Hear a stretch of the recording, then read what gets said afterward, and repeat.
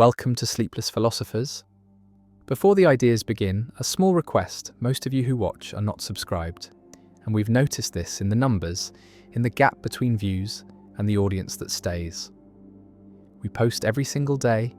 we put care into each script, each thought, each question that unfolds in the dark, and if these videos have become part of your nights, if they help you think or drift, or simply exist in that space between waking and sleep, consider subscribing, hitting the like button, turning on notifications so you know when the next one arrives. And if you feel moved to do so, leave a comment, tell us where you're watching from. What philosophical question occupies your mind the most? What idea you return to when everything else falls away? These small gestures matter more than you might think. They allow this work to continue. They allow these ideas to reach others like you, scattered across the world, awake in the quiet hours. Now the introduction ends and the philosophy begins. The arrow points the wrong way, points from effect to cause rather than from cause to effect. And this reversal is not metaphor, but is the actual structure of causation, is what the philosopher proved through arguments that were rigorous, that were compelling, that were impossible to refute without abandoning principles that seemed more fundamental than the assumption that time moves forward, and the forward is what everyone believes, is what experience suggests, is what makes narrative possible, what makes agency meaningful, what makes the future open and the past fixed. But the fixed and the open are illusions, are the result of perspective, are artifacts of the way consciousness processes information, and the processing is backward, is receiving effects first and inferring causes later, is experiencing the present as the result of the past when really the present is determining what the past was, is selecting from the quantum superposition of possible pasts the one past that leads to this present. And the leading is backward, is from now to then, is causation in reverse. And reverse is what the philosopher demonstrated, is what the equations required, is what made sense of phenomena that forward causation cannot explain, cannot accommodate, cannot integrate into a coherent framework. And the framework that emerges from a reverse causation is strange, is counterintuitive, is violating every assumption about how time works. But the violations are what the evidence demands, are what quantum mechanics suggests, are what retrocausality makes explicit. And explicit is what the philosopher made it, made the argument that the future affects the past, that outcomes determine antecedents, that the arrow of causation points backward through time, and the backward is not time travel, is not influence across temporal distance, is the structure of time itself, is the geometry of causation, is the way that events relate to each other, not through forward propagation, but through backward determination. And the determination is not free, is not open, is not subject to choice, because choice is an illusion that emerges from not seeing the backward flow, from experiencing effects as if they were not already determined by what comes after. And what comes after is what causes what comes before, is selecting the past from the infinite possibilities, is making history actual through the occurrence of the present. And the present is not the result of the past, but is the cause of the past, is determining which past occurred, which history is real, which antecedents were actual, and the actual is relative, is dependent on the present, is not fixed independently of what happens now, and now is what selects then, is what makes the past what it was, is the causal force that propagates backward, that determines history, that creates the appearance of forward causation by making the past consistent with the present. And the consistency is not temporal but is logical, is the requirement that effects have causes, but the having is backward, is the effect producing the cause, is the present requiring a past that leads to it.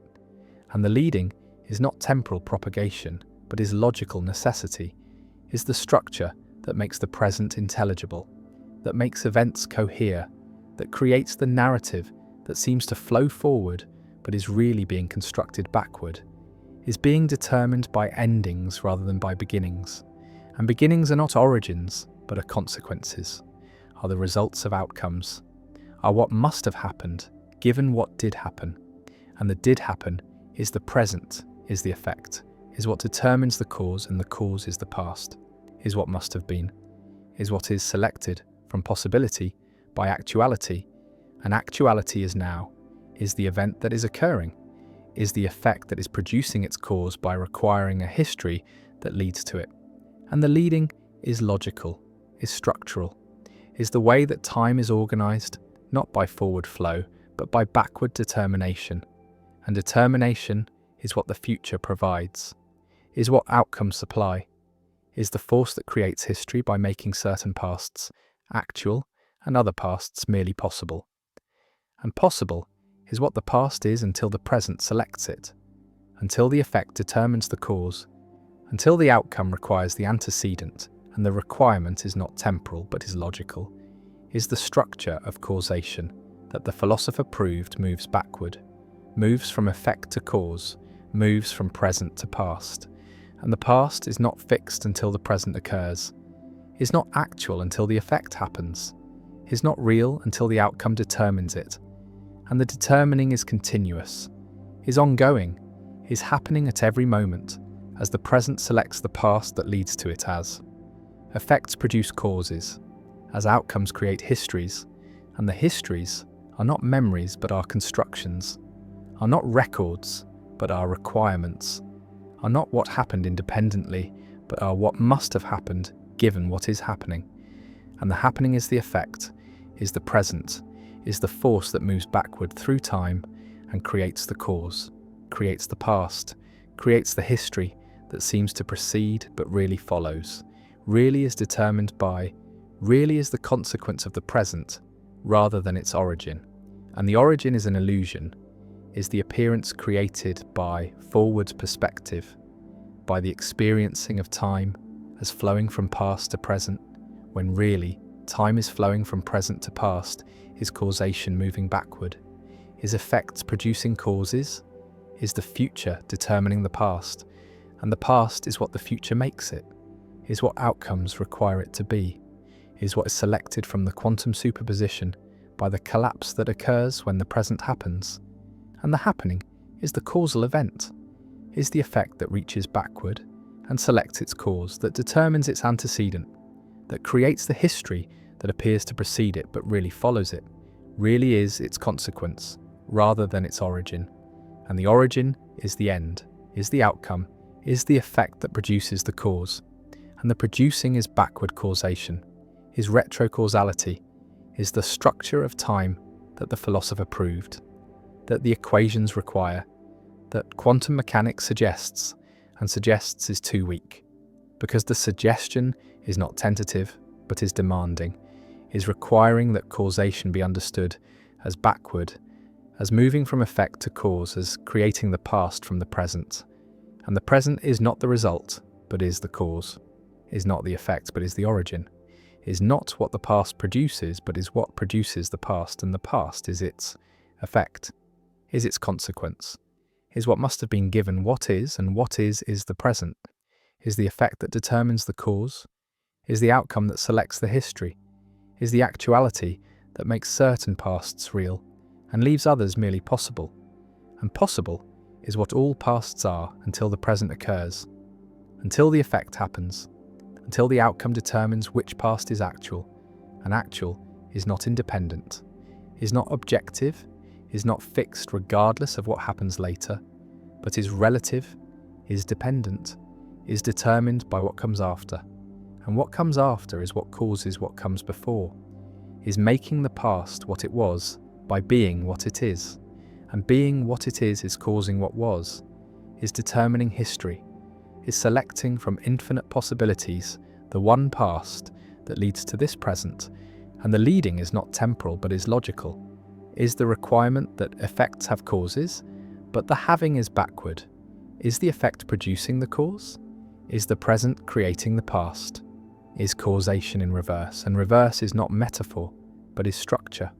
is the way time actually works, is the geometry of events, is the architecture of causation. And causation is backward, is proven to be backward, is demonstrated through arguments that cannot be refuted without abandoning more fundamental principles. And the principles that are more fundamental are the ones that lead to backward causation, that require retrocausality, that make the future the cause of the past, and the past is the effect of the future, is the consequence of what comes after, is determined by outcomes rather than determining them. And the determining is backward, is from later to earlier, is from effect to cause, and the cause is what the effect produces, is what the outcome requires, is what the present creates. And the creating is continuous, is happening at every moment, is making the past what it is by being what the present is. And the present is not the result of the past, but is the cause of the past,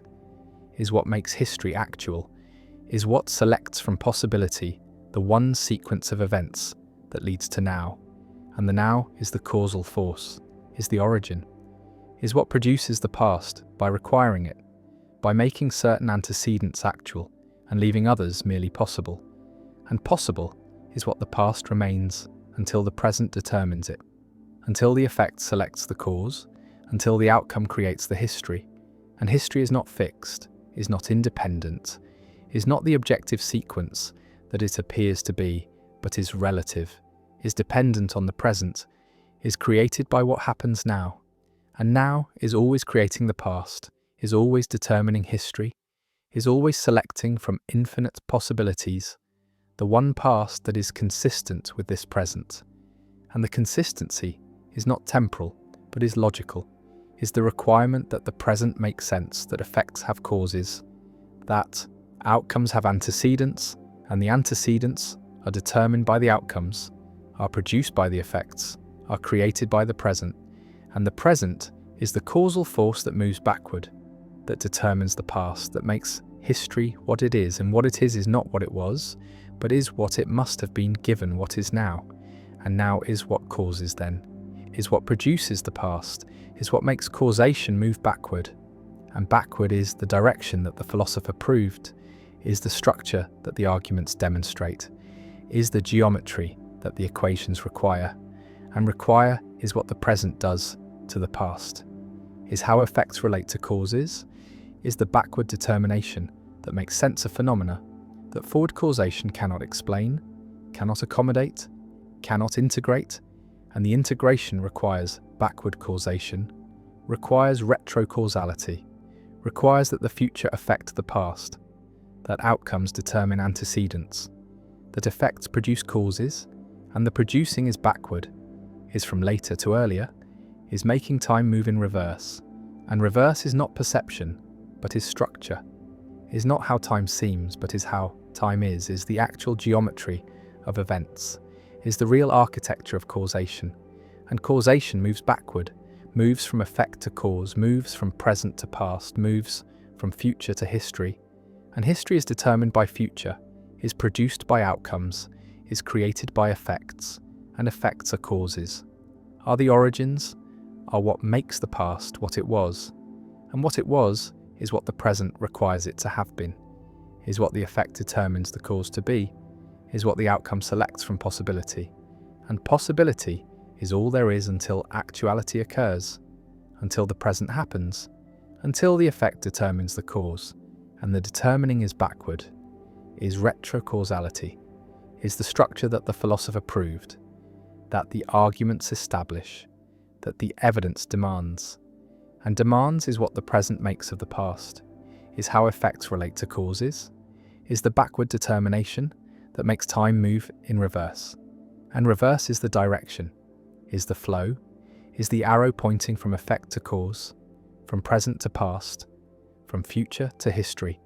and history is effect, is consequence, is result, and result of what? Result of the future, result of what comes after, result of the present that determines what must have come before, and before is after, is consequence, is effect, and effect is cause. When causation moves backward, when time flows in reverse, when the future creates the past and the past is created, is determined, is selected by the present, and the present is the force, is the origin, is the cause that produces the past, and the past is its effect, its consequence, its result, And result is what the past is what history is what yesterday is not the origin of today, but is the effect of today, is what today requires yesterday to have been, is what the present determines the past to be,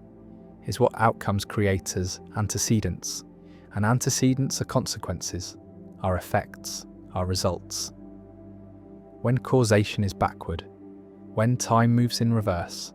when the philosopher is right, and right is what the philosopher proved to be, is what the arguments demonstrate, is what the structure reveals, that time moves backward, that causation is reverse, that effects produce causes, that the present creates the past, that the future determines history, and history is determined, is not independent, is not fixed, is relative to what comes after,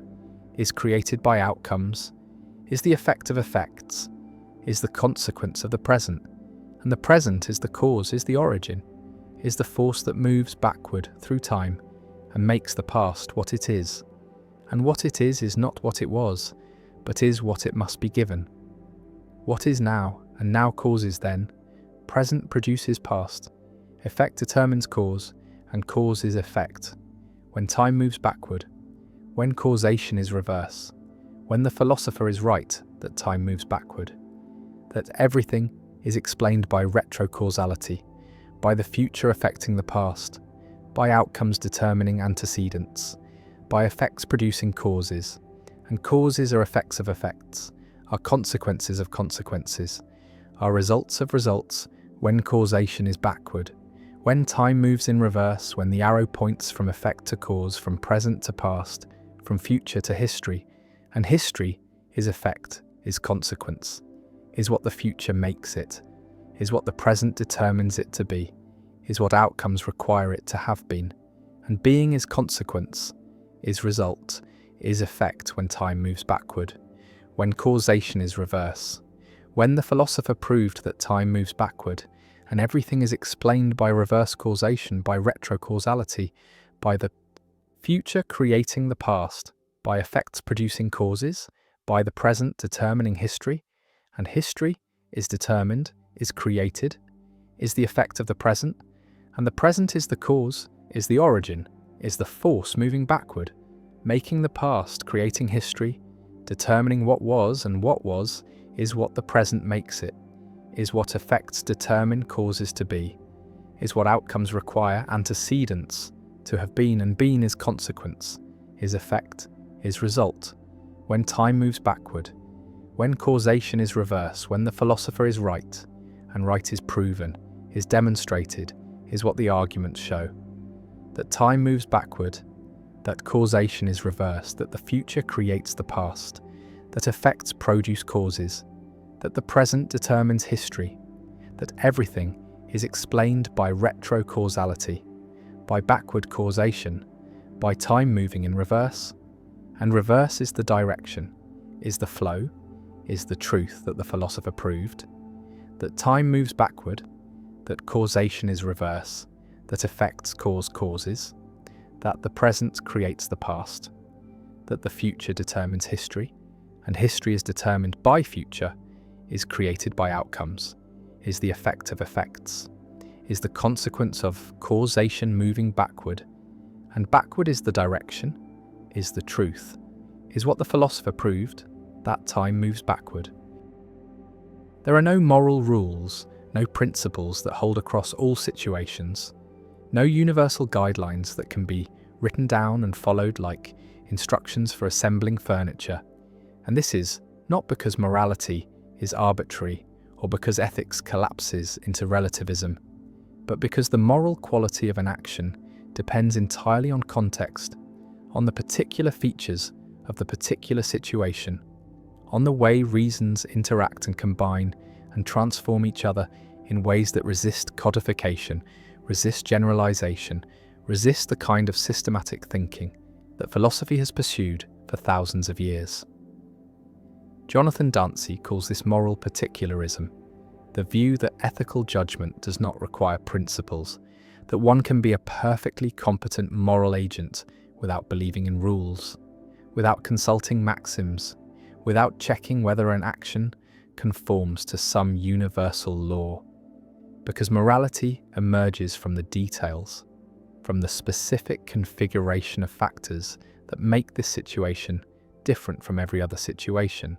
and what is right here may be wrong there. Not because the rule changed, but because there was never a rule to begin with, only the illusion of one, only the human tendency to see patterns where there is only particularity, only the desperate need for certainty in a domain that offers none. Aristotle glimpsed this. He said that ethics was not like mathematics, that it dealt with things that held for the most part, that moral judgment required phronesis, practical wisdom, the ability to perceive what matters in a situation and respond appropriately.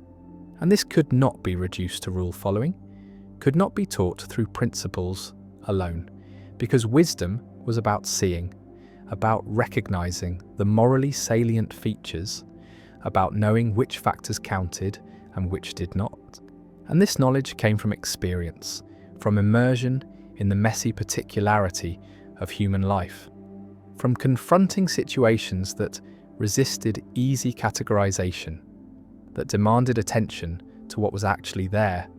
rather than what the theory said should be there. Kant tried to eliminate this messiness.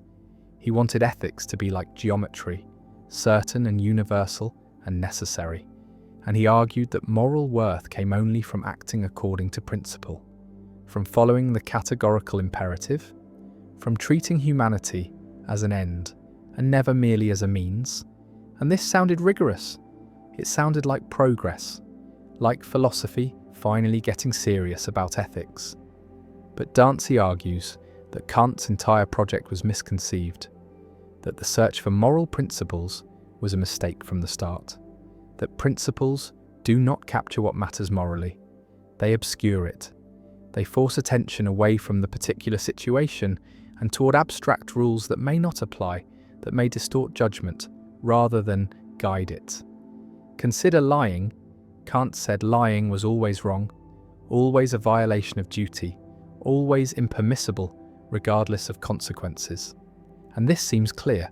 seems like the kind of principle ethics needs. But Dantzi asks us to imagine cases. A murderer comes to the door and asks where your friend is hiding. Do you tell the truth? Do you follow the principle, even when it leads to horror? And Kant, remarkably, said that lying was wrong, even here, even when truth enables murder. And this is where the principle reveals its inadequacy, its blindness to context, its inability to track what actually matters in the situation, which is not the abstract wrongness of lying, but the concrete reality of a life in danger, of a choice between honesty and complicity in violence. Mill tried to fix this with consequentialism, with the principle of utility, the idea that actions are right insofar as they promote happiness and wrong insofar as they promote suffering. And this seems more flexible, more sensitive to outcomes, more attuned to what actually matters. But Dantzi argues that consequentialism is just another form of generalism, another attempt to reduce morality to a principle. And the principle fails in the same way. It forces all situations through a single lens. It demands that everything be translated into units of pleasure and pain.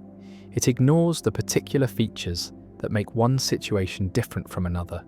the commitments and relationships and histories that shape what is owed to whom, that make some considerations relevant and others not. And no principle can capture this. No rule can account for the holism of reasons,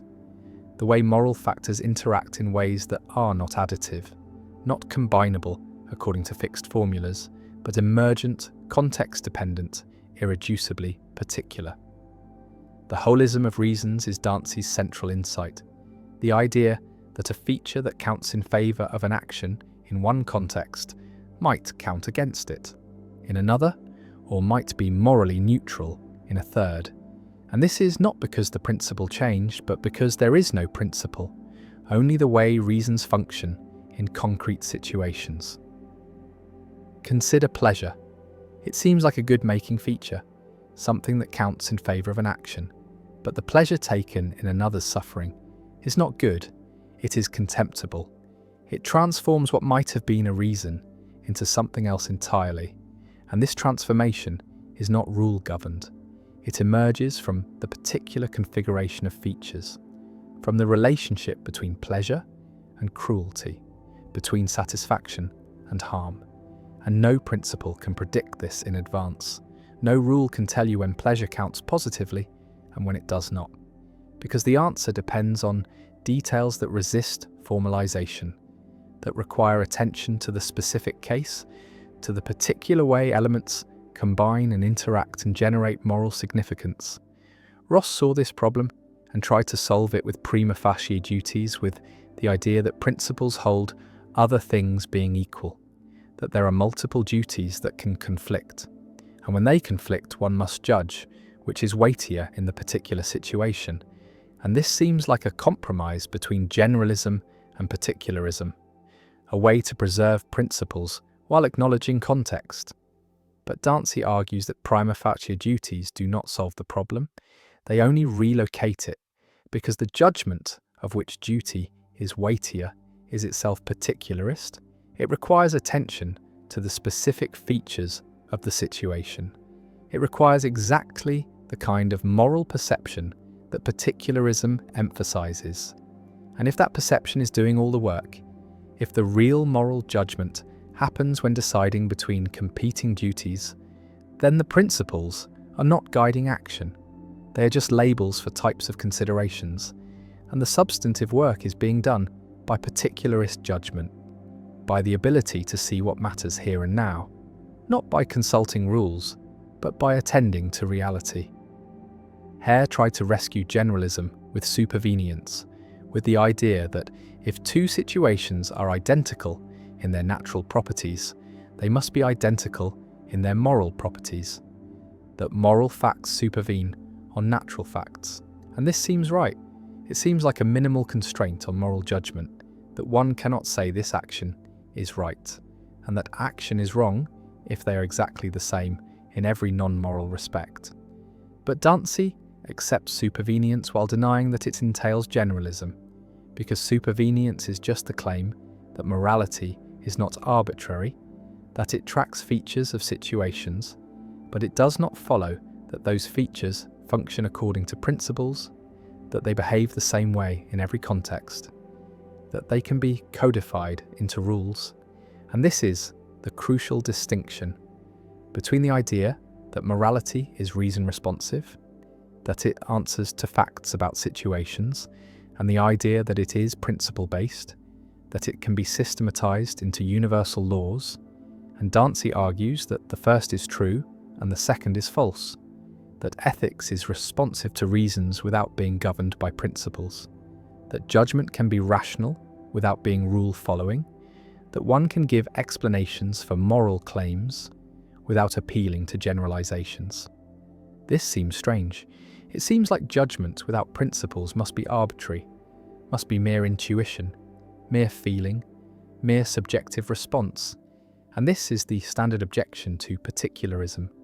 the charge that it collapses into relativism or emotivism or some form of irrationalism. But Dancy insists that particularist judgment is rational,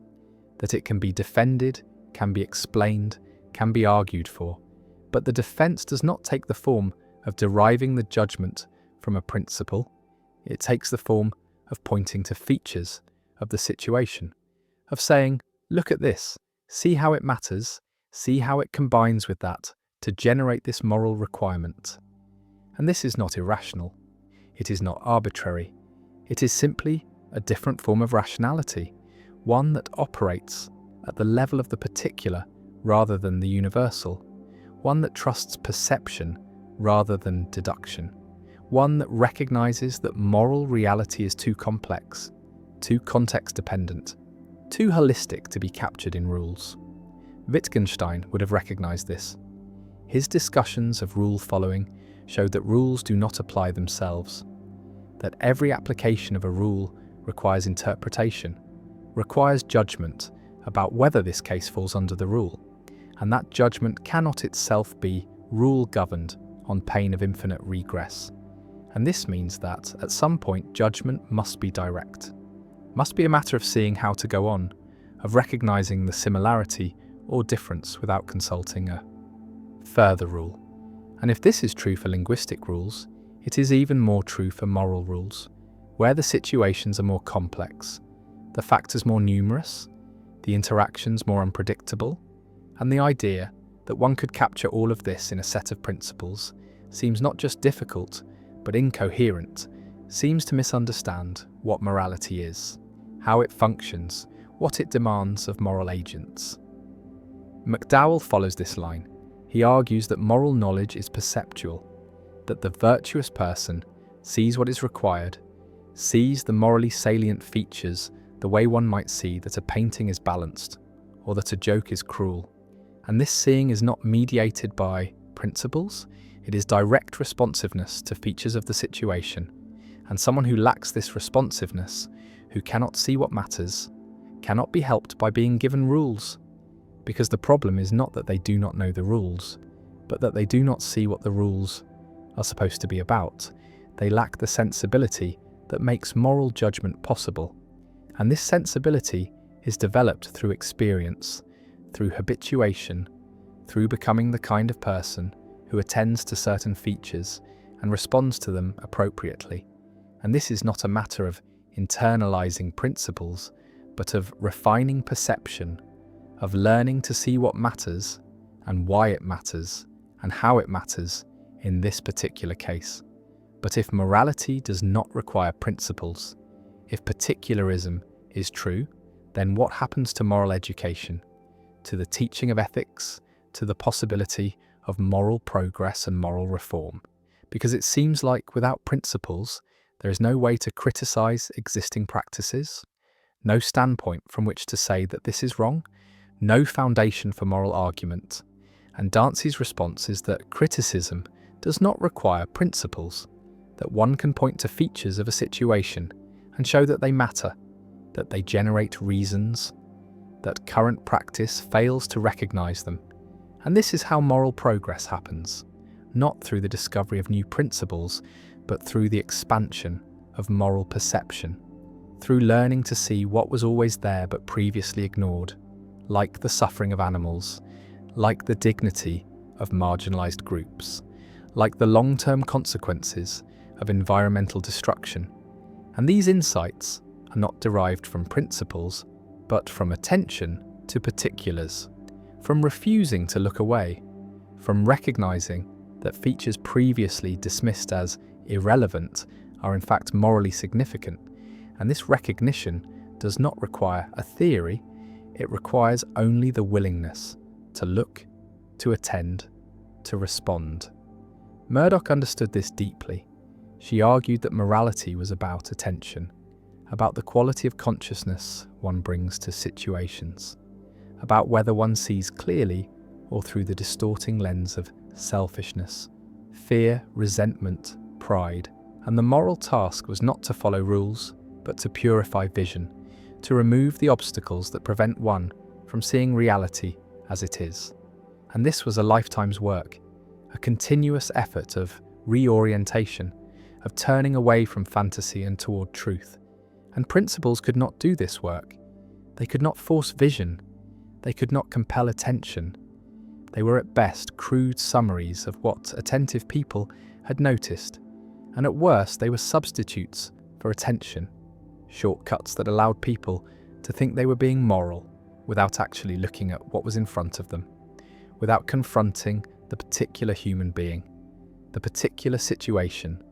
the particular constellation of factors that demanded response. Levinas took this even further.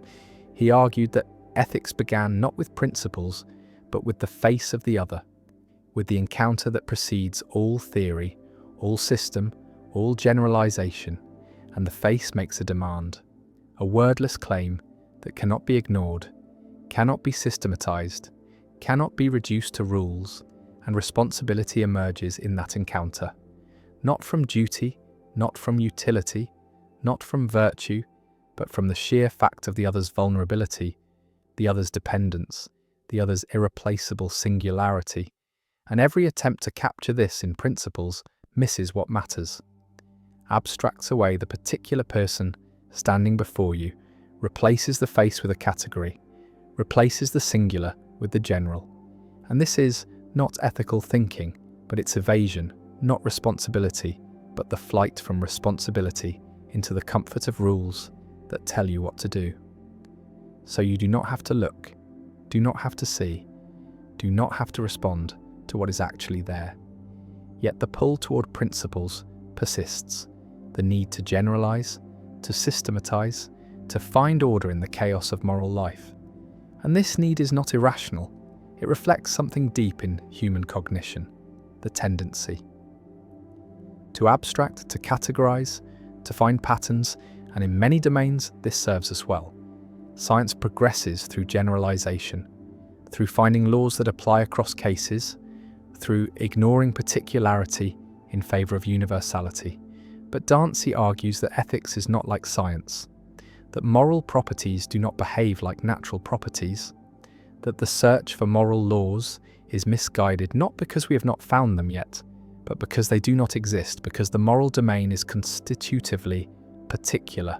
irreducibly context-dependent, resistant to the kind of systematization that works elsewhere. This does not mean ethics is subjective, does not mean moral judgments are arbitrary, does not mean anything goes. It means only that moral truth is complex, that it emerges from the interplay of factors in particular situations, that it requires attention and judgment rather than calculation and rule following. And the person who wants certainty, who wants an algorithm for ethics, who wants to know in advance what the right answer is asking for something ethics cannot provide. Not because ethics is deficient, but because that is not what ethics is, not what it has ever been, not what it could be without ceasing to be about the messy, complicated, particular reality of human life. The implications of this extend into every corner of moral philosophy, into debates about action and character, about consequentialism and deontology, about the nature of reasons and the structure of normativity. Because if particularism is true, then the entire framework of traditional ethics must be reconsidered, the search for supreme principles abandoned, the hope for moral certainty relinquished, the dream of ethics as a deductive science dissolved, and what replaces it is something humbler, something more difficult, something that requires not cleverness but wisdom,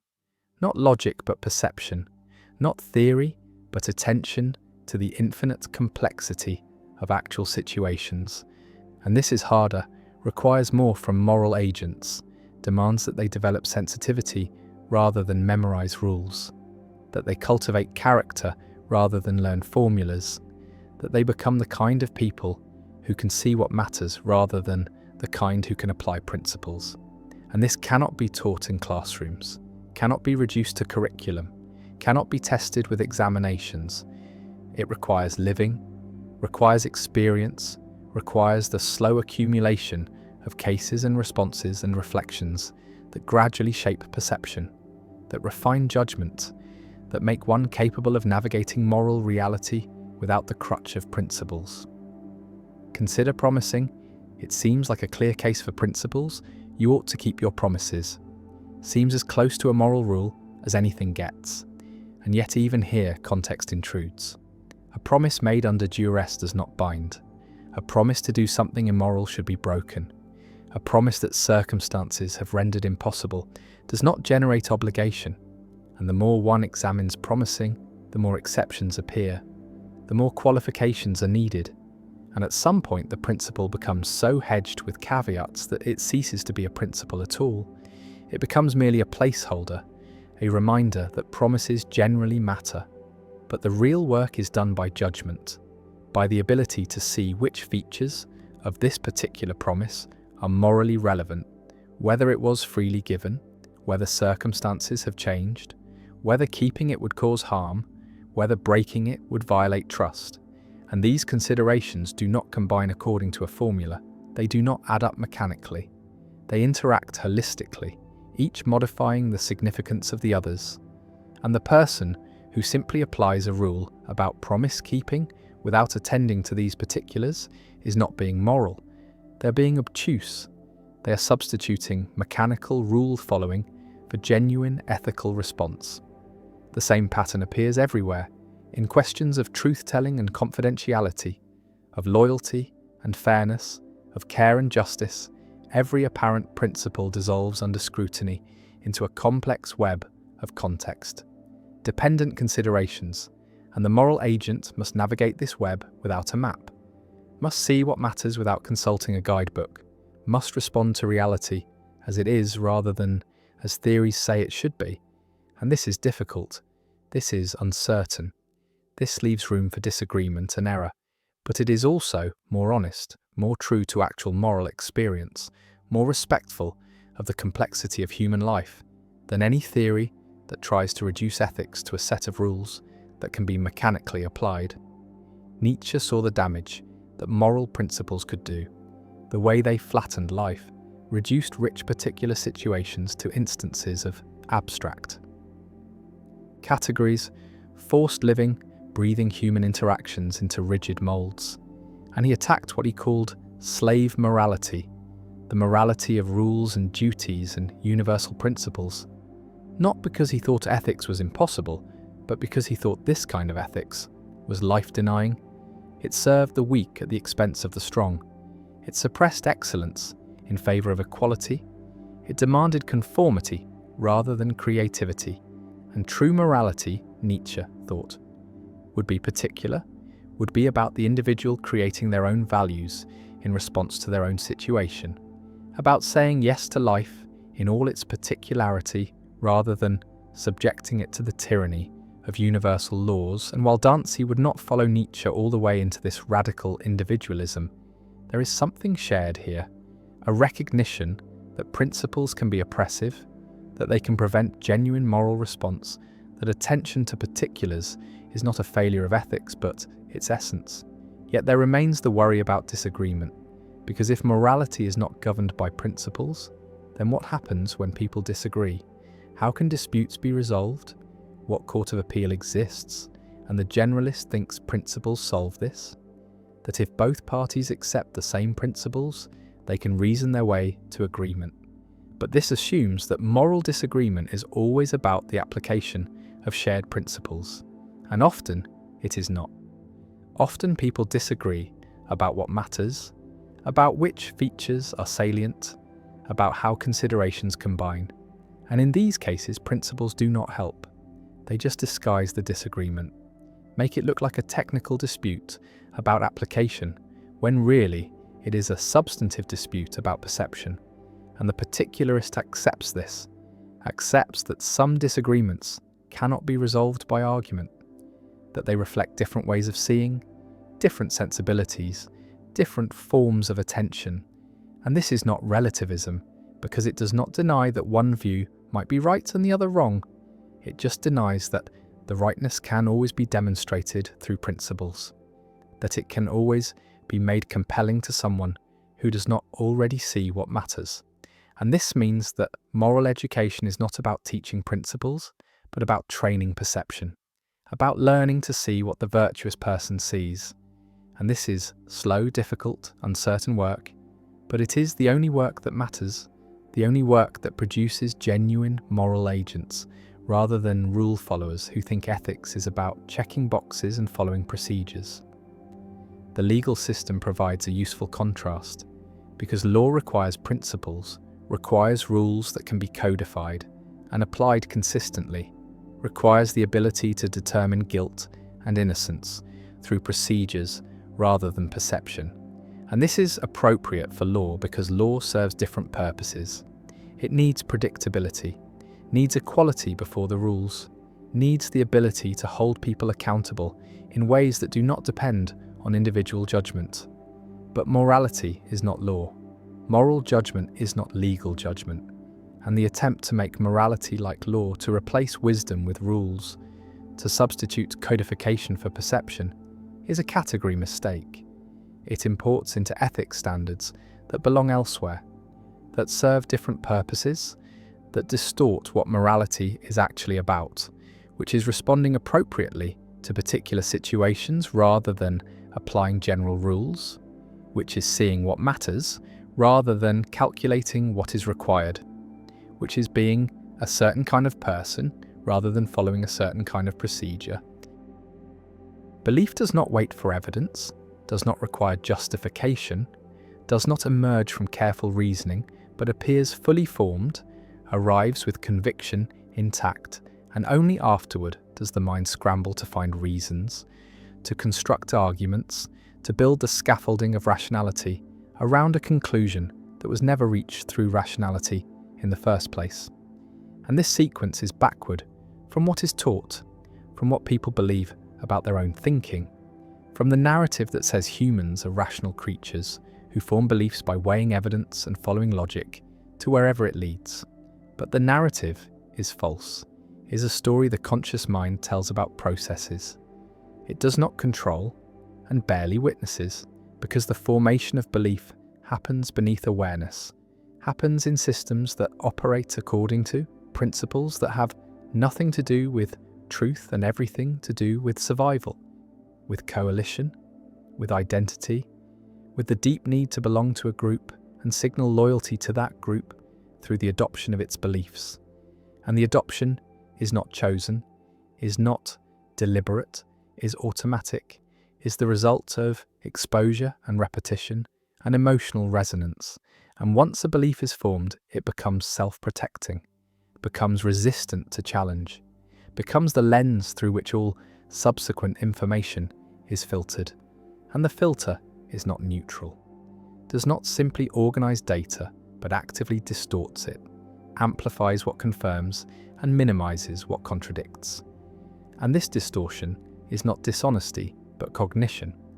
is the normal operation of a mind that is not designed to find truth, but to maintain coherence, to protect existing beliefs from disintegration, to avoid the cognitive and social costs of changing one's mind. And the costs are often higher than the costs of being wrong, because being wrong in private is invisible, but changing one's mind in public is betrayal, is defection, is the signal that one is unreliable, is not committed, is willing to abandon the group. And groups punish this, punish uncertainty, punish the appearance of wavering, reward certainty even when the certainty is unjustified, especially when it is unjustified. Because justified certainty requires evidence, and evidence is ambiguous, and ambiguity is threatening to group cohesion, but unjustified certainty, certainty that comes from faith, from commitment, from identity, is the strongest signal of loyalty, is the proof that one believes not because the evidence compels, but because the group demands, and this demand is the engine of belief, is what makes convictions stick, what makes them resistant to argument, what makes smart people believe wrong things, not despite their intelligence, but because of it. Because intelligence is a tool, and tools can be used for any purpose, including the purpose of defending beliefs that were never formed through intelligence in the first place. And the defense is sophisticated, is elaborate, is often more complex than the defenses offered by less intelligent believers, because the intelligent mind has more resources, more information, more ability to construct rationalizations that sound convincing, that appear logical, that give the impression of having been arrived at through careful thought when really they are working backward from a conclusion that was never in question. And the conclusion was never in question because it was not a conclusion but a premise, was not the end of reasoning but the beginning, was the starting point that determined which evidence would be noticed, which arguments would be persuasive, which authorities would be trusted. And trust is not distributed evenly across all sources, but is allocated according to alignment, according to whether the source supports the belief or challenges it. And sources that support are credible, are reliable, are worth listening to, while sources that challenge are biased, are corrupt, are motivated by hidden agendas. And this asymmetry is not recognized by the believer, is not seen as bias but as discernment, as the ability to distinguish good information from bad. And the distinguishing is easy because good information is information that confirms, and bad information is information that contradicts. And this is motivated reasoning, is the process by which the mind arrives at the conclusions it wants to arrive at while maintaining the illusion of objectivity, the sense that the conclusion was forced by evidence rather than selected in advance, and the illusion is convincing, is believed by the person doing the reasoning, is not cynical manipulation, but sincere self-deception, is the mind fooling itself, because being fooled is useful, is adaptive, is what allows people to hold beliefs with confidence, even when the beliefs are unsupported, and confidence is what matters socially, is what others respond to, is what makes a belief persuasive, not because it's true, but because it's held strongly, and strength of conviction is mistaken for strength of evidence, is treated as signal that the believer knows something, has access to information, has done the thinking, when really the strength comes from identity, from the fact that the belief is tied to who the person is, to what group they belong to what side they are on. And sides are not chosen through reasoning, are chosen through affiliation, through accidents of birth and circumstance, through exposure to certain narratives at formative moments. And once the side is chosen, the beliefs come with it, come as package, come as the price of membership. And the price is paid gladly, because membership is worth more than truth, is worth more than accuracy, is the thing that makes life meaningful, that provides identity, that offers protection. And protection requires conformity, requires that everyone in the group believes the same things, or at least claims to believe them. And the claiming becomes believing through repetition, through public commitment, through the performance of belief that eventually converts into genuine conviction. And the conversion happens without awareness, happens gradually, happens through the mechanism that psychologists call cognitive dissonance reduction, where the mind alters beliefs to match behavior because behavior is harder to change, is more visible, is more socially consequential, and so the internal adjusts to match the external, and what was performed becomes believed, and what was believed becomes identity. And identity is the deepest level, is the level at which challenge feels like attack, like assault on the self, and the self defends, mobilizes resources, recruits intelligence in service of protection, and intelligence is effective, is dangerous in this role, because it can construct arguments that are superficially compelling, that exploit real ambiguities in evidence, that find the weak points in opposing positions. And these arguments are not offered in search of truth, but in defense of identity. Are weapons, not tools, are designed to win, not to discover, and winning means making the other side look wrong, look foolish, look motivated by bias, and the accusation of bias is always available, is always applicable, because everyone is biased, everyone is motivated, everyone is reasoning from premises they did not choose, and cannot justify except by appeal to other premises they also did not choose. And so the accusations are symmetrical, are hurled back and forth, without resolution, without movement, without any possibility of convergence, because convergence would require both sides to treat truth as the goal, to be willing to change their minds if evidence demanded it. But evidence never demands anything. Evidence is passive, is interpreted, is filtered through the beliefs that are already in place. And the beliefs that are already in place are determined by identity, by group membership, by tribal affiliation, and tribes do not care about truth except insofar as truth claims serve tribal interests, serve to distinguish us from them, serve to mark boundaries, to maintain cohesion, to provide narratives that explain why we are good and they are bad, why our beliefs are justified and theirs are delusions. And the asymmetry is total, is never recognized as asymmetry, but always experienced as accurate perception, as seeing clearly while others are blind, and the blindness is attributed to stupidity or dishonesty or indoctrination, never to the same mechanisms that are operating in oneself, because one's own beliefs are transparent, are not seen as beliefs but as obvious facts, as the way things are, and the way things are is not up for debate, is not subject to revision, is the foundation on which everything else is built, and challenging the foundation threatens the structure, threatens everything. And so the challenge is rejected, is deflected, is met with hostility or mockery, or the dismissal that treats the challenger as not worth engaging, as beneath consideration, as so obviously wrong that responding would be a waste of time. And the waste is avoided, the belief is preserved, the identity is protected, and life continues with certainty intact, with the conviction that one is right, has always been right, will always be right, because being right is not a state that can be verified, but is a state that is claimed, is performed, is the stance that the group requires and the individual provides. And the providing is not sacrifice, but fulfillment, is not loss but gain, is the way that belonging is achieved, is the way that meaning is found, is the way that the chaos of existence is organized into a coherent narrative where the self is on the right side, is part of the good, is aligned with truth, even if truth is never actually encountered, never actually sought, never actually valued except as a rhetorical weapon to use against opponents. And opponents are necessary, are required by the logic of tribal epistemology, are the ones whose wrongness confirms our rightness, whose existence justifies our beliefs, whose errors prove our accuracy,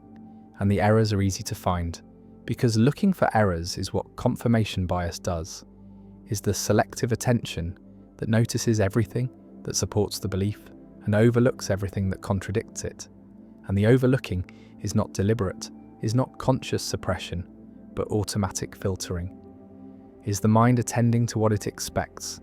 what it is primed to see? And the priming comes from belief, comes from the framework that determines what is salient, what is relevant, what is worth noticing, and what is worth noticing is always what confirms, is always what can be incorporated into the narrative, and the narrative is not discovered but constructed, is built from selected pieces of evidence that are arranged to tell a story, and the story is always the same story, is always the one where we are right and they are wrong, where our beliefs are based on evidence and theirs are based on bias, where we are rational and they are emotional, where we are honest seekers of truth and they are motivated by power or fear, or some other corrupt motive, and the motives that are attributed to others are never attributed to the self, are never seen as operating in one's own reasoning, because one's own reasoning is transparent, is experienced as simply responding to facts, as following evidence, as arriving at conclusions that are forced rather than chosen, and the forcing as illusion is the feeling that arises when motivated reasoning is operating smoothly, when the mind has successfully convinced itself that the conclusion it wanted to reach is the conclusion that evidence demands, and the demand is retroactive, is constructed after the fact, is the rationalization that makes the belief feel justified, that allows it to be held with confidence, that enables the believer to defend it against challenge and feel virtuous in the defending. And virtue is the reward, is what makes belief feel good, feel right, feel like something more than preference. And the more than preference is what gives belief its power, its capacity to motivate action, to organize communities, to inspire sacrifice, because preference can be changed, can be updated, can be revealed as merely subjective, but belief that is felt as knowledge, as truth, as correspondence to reality, is not subject to change, is not vulnerable to challenge, is the rock on which identity is built. And the rock is not geology but psychology, is not objective but constructed, is not discovered in the world but imposed on the world. And the imposition is what makes the world intelligible, what makes experience coherent, what prevents the vertigo of radical uncertainty. And uncertainty is intolerable, is the state that humans will do almost anything to avoid, will believe almost anything to escape. And the escape is into certainty, into conviction, into the feeling of knowing. And the feeling is what matters, is what provides comfort, is what makes belief functional regardless of whether it is true. And truth is a secondary concern, is something that is appealed to but not pursued, is a value that is claimed but not practiced, because practicing it would require epistemic humility, would require admitting that one could be wrong, that one's beliefs could be mistaken, that the group could be misguided, And these admissions are costly, are signals of weakness, are invitations for opponents to attack. An attack is what happens when certainty is dropped, when doubt is expressed, when the fortress of belief shows cracks and the cracks are not tolerated, are repaired immediately, are filled with rationalizations and justifications, and appeals to authority. And authority is not expertise but alignment, is not knowledge but membership, is the voice of the group speaking through individuals who have internalized its beliefs so thoroughly that they cannot distinguish their own thoughts from the thoughts they were given, and the giving is not noticed, is not experienced as indoctrination, but as education, as the transmission of knowledge, as the inheritance of wisdom. And wisdom is what every group claims to possess, is the special access to truth that justifies its existence, that explains why belonging matters, why loyalty is required, why defection is unforgivable, and the unforgivable is treated with expulsion, with shunning, with the withdrawal of recognition that makes social existence possible, and the possibility of this withdrawal is what keeps believers in line, keeps them performing the beliefs, even when doubt arises, even when evidence contradicts, even when the rational part of the mind recognizes that the belief is unsupported, because the rational part is weak, is outvoted by the social part, by the emotional part, by the parts that understand that survival depends on belonging, and belonging depends on belief. And so belief is maintained, is performed, is protected against challenge, not because it is true, but because it's necessary, is the price of membership, is the cost of identity, and the cost is paid continuously, is paid in the suppression of doubt, in the dismissal of contrary evidence, in the construction of elaborate rationalizations that allow the belief to persist despite its failures, despite its contradictions, despite the mounting evidence that it is wrong, and wrong is what every belief eventually becomes, is the fate of all convictions that are held rigidly, that refuse to update, that treat themselves as final, as complete, as not subject to revision, because the world changes, because evidence accumulates, because what was plausible becomes implausible, and the implausible becomes undeniable, and the undeniable is denied anyway, is rejected through the mechanisms of motivated reasoning that are so powerful, so sophisticated, so effective at maintaining belief in the face of counter-evidence that they can preserve convictions long after those convictions have ceased to correspond to anything in reality.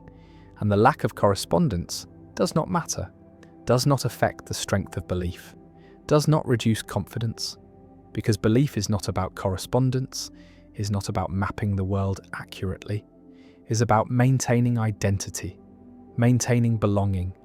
maintaining the narratives that make the group cohere. And coherence is more important than accuracy, is more valuable than truth, is what holds communities together, what makes collective action possible, what allows humans to coordinate at scale. And scale requires shared belief, requires that everyone is operating from the same assumptions, the same frameworks, the same narratives, and the sharing is not achieved through evidence, but through repetition, through ritual, through the constant reinforcement of the beliefs that define the group. And the reinforcement is everywhere, is in the stories that are told, the heroes that are celebrated, the enemies that are vilified, the history that is remembered, and the history that is forgotten, and the remembering and forgetting are selective, are curated to support the narrative, to make the group look good, to make its beliefs seem justified, seem necessary, seem like the only reasonable position. And reasonableness is performance, is the appearance of having arrived at belief through rational process, when really the process is post hoc, is the construction of justification for conclusions that were reached through identity, through emotion, through the non-rational processes that govern most of human belief. And the most is almost all, is the vast majority of what people believe, is believed not because evidence compels, but because believing is required, is expected, is the condition of membership, in the groups that provide meaning and purpose and protection. And without these groups, the individual is lost, is isolated, is without framework, without narrative, without the stories that make sense of suffering, that explain why things happen, that provide hope that the future will be better, or at least that the struggle is meaningful. And meaning is what belief provides, is the primary function, is more important than accuracy, more valuable than truth. Because humans can tolerate being wrong, but cannot tolerate meaninglessness, cannot survive without the sense that life is going somewhere, that actions matter, that the side they are on is the right side, and the right side is always the side they are on, is always the group they belong to, is determined by belonging rather than determining it. And this circularity is invisible, is not recognized as circularity, but experienced as logical necessity, as the way things obviously are. And the obvious is what is most suspect, is what most needs examination, is where belief is most rigid, most defended, most immune to challenge, because the obvious is the foundation, is the premise that cannot be questioned without everything else collapsing, and collapse is unacceptable, is the threat that keeps belief in place, that makes certainty feel like safety and doubt feel like danger, and so certainty wins, always. Wins not because it is right, but because it is functional, is what the mind needs to operate, to make decisions, to navigate the world, and navigation does not require truth, only requires consistency, requires beliefs that are stable enough to be acted upon. And stability is what identity provides, is what tribal epistemology achieves, is the freezing of belief into doctrine, into dogma, into the unquestionable truths that define the group and exclude the other. And exclusion is the point, is the function, is what makes identity possible. Because identity is not what you are, but what you're not, is defined by boundaries, by the line that separates us from them, believers from heretics, the enlightened from the deluded. And the delusion is always on the other side, is always what they suffer from, never what afflicts us, because we see clearly, we have truth, we are right, and the rightness is not a conclusion but a premise, is not the end of inquiry, but the foreclosing of inquiry, is the state that belief aims for and maintains through every mechanism available, through confirmation bias, through motivated reasoning, through tribal epistemology, through the subordination of truth to identity. And the subordination is complete, is total, is the condition of believing anything at all. Because belief without evidence is not the exception, but the rule is not a failure of reasoning, but the normal operation of minds that are not designed for truth, but for survival, for belonging, for the construction of narratives that make life bearable. And bearable is all that is required, is all that can be expected, is the standard that belief meets regardless of whether it meets any other standard, and other standards are luxuries, are the concerns of those who have the security to question, to doubt, to examine their beliefs, without fearing the social consequences. But most do not have this security. Most cannot afford doubt, cannot risk uncertainty, cannot survive without the conviction that they are right, that their beliefs are justified, that the group they belong to has access to truth, and the access is never demonstrated, never verified, never subjected to test, is only asserted, only performed, only maintained through the constant repetition of the beliefs that constitute the group. And the constitution is circular, is self-referential, is the tautology that defines all tribal epistemology. That we are right because we believe what we believe, and we believe what we believe because we are right. And the circle is unbreakable from within, can only be seen from outside. From the perspective of someone who does not share the belief, who has not internalized the identity, who can see the mechanisms operating, and the seeing changes. Nothing convinces no one, because the believer is not operating from evidence and cannot be swayed by evidence, is operating from identity and can only be swayed by changes in identity, by shifts in belonging, by the rare and difficult transformation that allows a person to leave one group and join another, to abandon one set of beliefs and adopt another. And the adoption is not reasoned, but is the same non-rational process operating in a different direction, is the formation of new convictions without evidence, is the replacement of one certainty with another certainty. And the certainty is what matters, is what the mind needs, is what belief provides, regardless of content, regardless of truth, regardless of anything except the function of making the world intelligible, making the self coherent, making belonging possible. And possibility is all that belief promises, is all that it delivers, is the opening of a space where life can be lived with conviction, with purpose, with the sense that one knows what is true and what is false, what is good and what is evil, what side to be on and what side to oppose, and the opposition is necessary, is required by the structure of belief, is what makes belief matter, what gives it weight, what makes it worth defending, worth fighting for, worth holding on to, even when every rational consideration suggests it should be abandoned, because abandoning belief is abandoning identity, is abandoning belonging, is abandoning meaning, and meaning is what makes existence tolerable, is what makes life worth living. And this worth is not measured in truth, but in function, not in correspondence, but in coherence, not in accuracy, but in the capacity to organize experience into narratives that can be shared, that can be believed, that can be held, with the conviction that comes not from evidence but from faith. And faith is not the opposite of reason, but its foundation is the ground on which all reasoning occurs, is the set of premises that cannot themselves be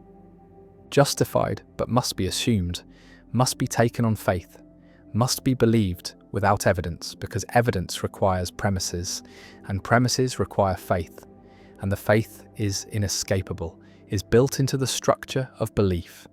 is what makes belief possible, is what makes the mechanics of belief mechanical, automatic, operating below awareness, producing convictions that arrive fully formed and are only later dressed in the clothing of reason, given the appearance of having been derived from evidence when really they were derived from identity, from belonging, from the deep and desperate human need to be part of something larger, to believe something strongly, to know with certainty, even if the knowing is illusion, and the certainty is performance, and the belief is wrong. Certainty became the sin, became the transgression that was punished, became the sign of pride, of arrogance, of the refusal to acknowledge limitation. And this society built its entire structure around the opposite value, around the celebration of error, around the sanctification of being wrong, around the belief that mistakes were not failures, but were revelations, were demonstrations of humility, were proof that the person was acknowledging their limitations, was accepting their fallibility, was recognizing that knowledge is always provisional, always uncertain, always potentially mistaken, and the mistaken became sacred, became the thing to aspire to, became the marker of virtue. And virtue in this society was not being right but was being willing to be wrong, was not knowing but was doubting, was not certainty but was the constant acknowledgement that certainty is impossible, that knowledge is limited, that every belief could be false, and the false became celebrated, became honoured, became the thing that festivals commemorated, that rituals enacted, that the entire culture was organised around, and the organising was systematic, was creating institutions that rewarded error, that punished correctness, that inverted all the normal incentives, all the usual values, all the expected responses to being right or wrong, and wrong became right, became the goal, became what people strived for, and striving for error became the highest calling, became the most virtuous path, became the way to demonstrate epistemic humility, to show that one was not claiming to possess truth, was not asserting certainty, was not committing the sin of believing oneself to be correct, and correct became immoral, became the sign of pride, became evidence of having failed to recognize one's own fallibility. And fallibility was the central doctrine, was the core belief, was the foundation on which the entire society was built. The recognition that humans are limited, are prone to error, are incapable of achieving certainty, and that any claim to certainty is therefore false, is therefore sinful, is therefore requiring punishment, requiring correction through the celebration of incorrectness, through the ritual acknowledgement of error, through the systematic inversion of the values that make being right desirable and being wrong shameful, and the shameful became sacred, became the thing to be proud of, became the demonstration of virtue, and virtue was being wrong, was making mistakes, was celebrating failures, and failures were what the society honoured, were what the festivals commemorated, were what the rituals enacted, and the enacting was elaborate, was involving public confessions of correctness, public acknowledgements of having believed something that turned out to be true, public expressions of shame for having been right, and being right was the transgression, was the sin, was what required confession, required penance, required the ritual humiliation of admitting that one had failed to be sufficiently humble, had failed to doubt enough, had failed to recognize the possibility of error, and the possibility was what the society insisted upon, was what the doctrine required, was the constant acknowledgement that everything believed could be wrong, that every claim could be false, that certainty is impossible, and that any feeling of certainty is delusion, is pride, is the sin that must be punished through the celebration of error, through the festival of failures, through the systematic rewarding of being wrong and the systematic punishment of being right. And right became wrong, became the thing to avoid, became the sign of having failed morally, of having committed the sin of certainty. And certainty was the ultimate transgression, was the worst sin, was what the society could not tolerate, could not accept, could not allow to persist, and the persistence of certainty was met with exile, with exclusion, with the removal from the community of those who insisted they were right, who claimed to know, who refused to acknowledge the possibility of error, and error was what the community demanded, was what membership required, was the price of belonging, and belonging meant accepting that one was wrong, that one's beliefs were false, that one's knowledge was limited, and the limited was celebrated, was honoured, was the virtue that made the society cohere, that made the culture function, that created the bonds between members who were united in their shared fallibility, in their collective acknowledgement of limitation, in their mutual celebration of error. And error became the bond, became what connected people, became what made the society possible. And the possible was a form of life that was radically different from others. That was inverting the normal values, that was making sacred what others made profane, that was celebrating what others lamented, that was honouring what others punished. And the punishment in this society was for being right, was for claiming correctness, was for displaying certainty. And certainty was the crime, was the transgression,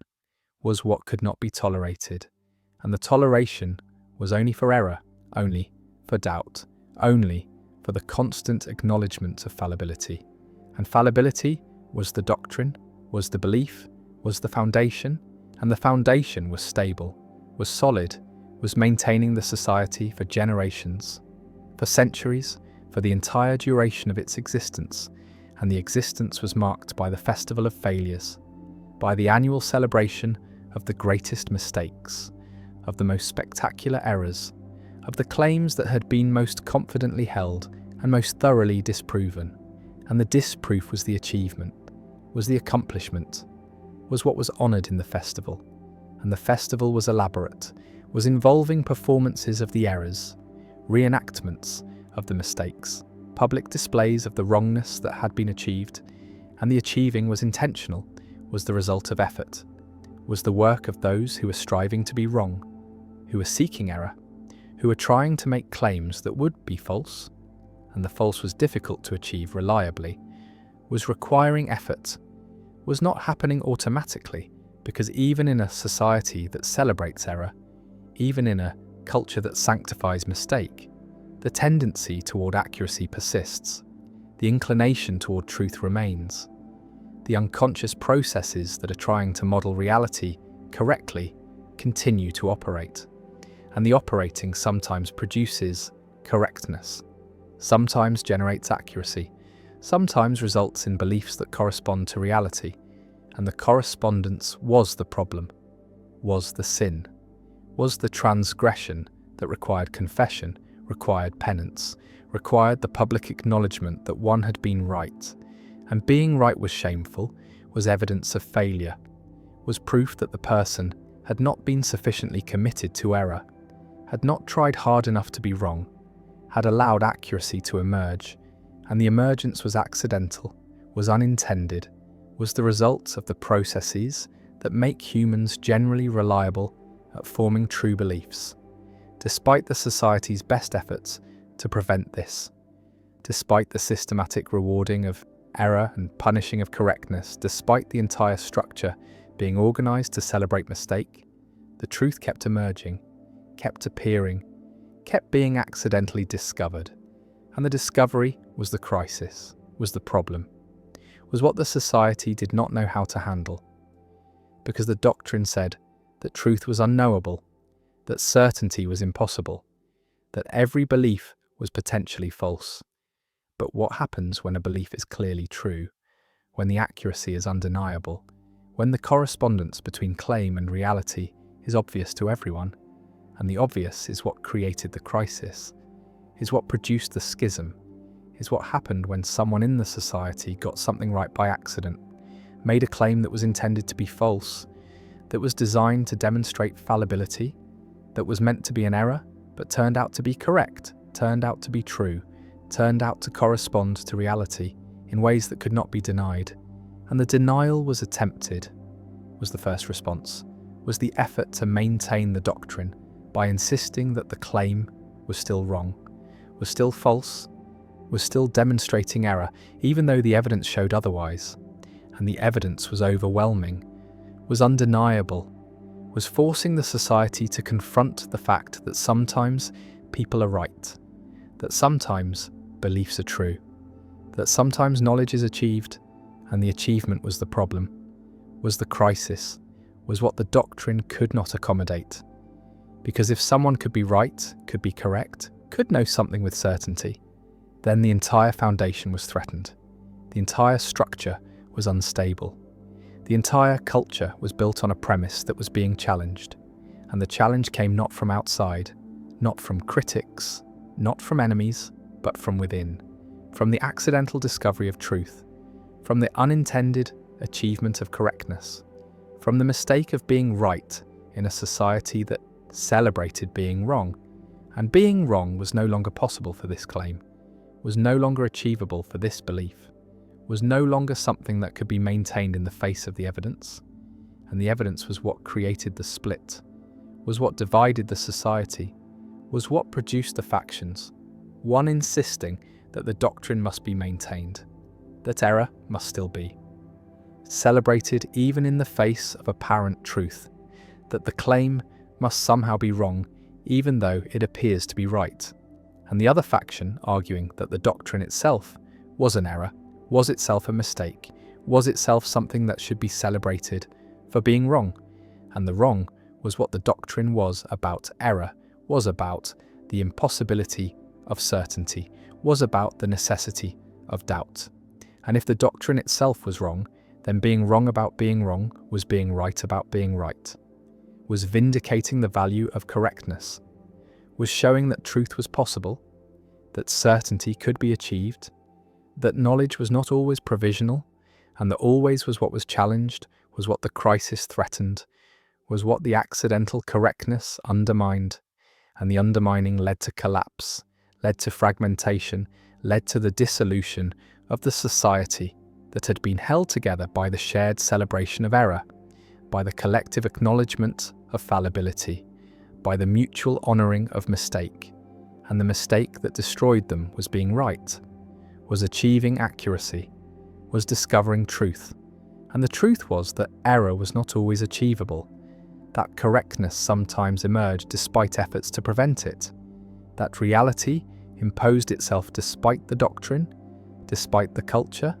despite the systematic attempts to celebrate wrongness. And wrongness was no longer universal,